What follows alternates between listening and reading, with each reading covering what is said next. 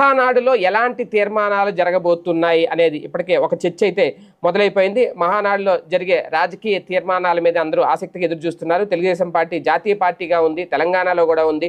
అలాగే జాతీయ స్థాయిలో కేంద్రంలో ఎన్డీఏ ప్రభుత్వానికి మద్దతు ఇస్తుంది. అక్కడ టీడీపీ మంత్రులు కూడా ఉన్నారు. దాంతోపాటు దేశంలో వర్తమాన రాజకీయాల మీద, ఏపీ రాజకీయాల మీద, తెలంగాణ రాజకీయాల మీద మహానాడులో ఖచ్చితంగా చర్చ అయితే వస్తుంది.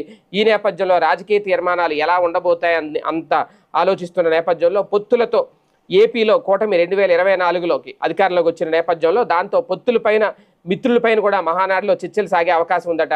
అదే సమయంలో సీనియర్లు చాలామంది పొత్తుల వల్ల టీడీపీ నిర్వీర్యం అయిపోతుందని అంటున్నారు.